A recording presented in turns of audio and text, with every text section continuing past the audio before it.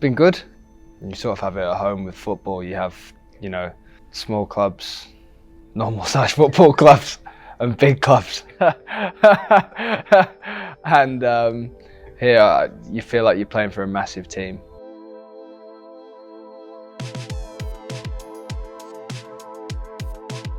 I don't know how old I was. I'd have been 7, 8, 9, something like that. My brother started playing at the local club. I just started going down as well. Up until that point, it was all football. Didn't really get to properly loving the game until much later on. But I reckon it was late teens where I actually had an interest in cricket. I think we were in Trinidad when the auction actually happened. I wasn't glued to a TV or an iPad, whatever, you know. I was getting messages on WhatsApp like, oh, he's been picked up, he's been picked up. But I wasn't, you know, watching it that intently.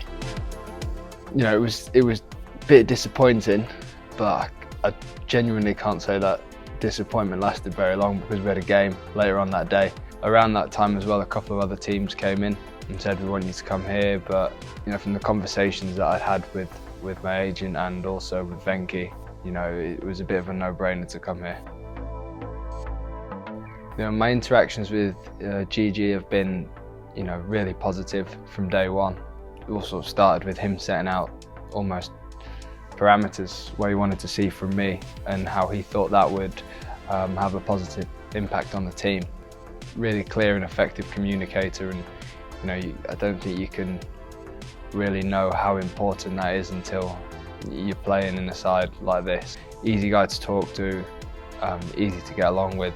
He's also got that bit of fight in him, bit of fire in the belly. You know, that's something I find quite easy to sort of relate to him on that whole sort of area. So, you know, he's been brilliant, and long may this continue, really. I love opening with Sonny. You know, he's such a good fella off the pitch. You know, it's very easy to go out there with him and sort of form that partnership. You know, whether we get the start we want to or whether we don't, it's, you know, we know each other well. We know each other's games well. It's sort of quite easy, quite free-flowing. There's been a few Lynn comparisons. I've obviously got more hair on my head than Lynn. Please show him this. But yeah, obviously he was here for a few years and did really well. So, you know, if I'm emulating him, I'm emulating him, I suppose. SRK is brilliant. He's full of energy all the time. If you just met him and you didn't know who he was, you'd have no idea that he's this big star in so many different fields, just because he's such a down-to-earth fella. Honestly, I can't speak highly enough of him. You know, he's brilliant, and you know, some owners sort of ride the wave with the emotions, but from what I've seen of him so far, you know, he's invested and he wants us to do well. And the bottom line, of course, is winning. There's only one reason we're here, it's to win the IPL. But I think he strikes a balance as well as, you know, as an owner, and he's really invested in the boys and just wants to see us do well. You know, everywhere you go in Kolkata, you can't move for people grabbing you and trying to have selfies with you. Playing at Eden Gardens is brilliant. The ground, the atmosphere is unbelievable. It's always packed out.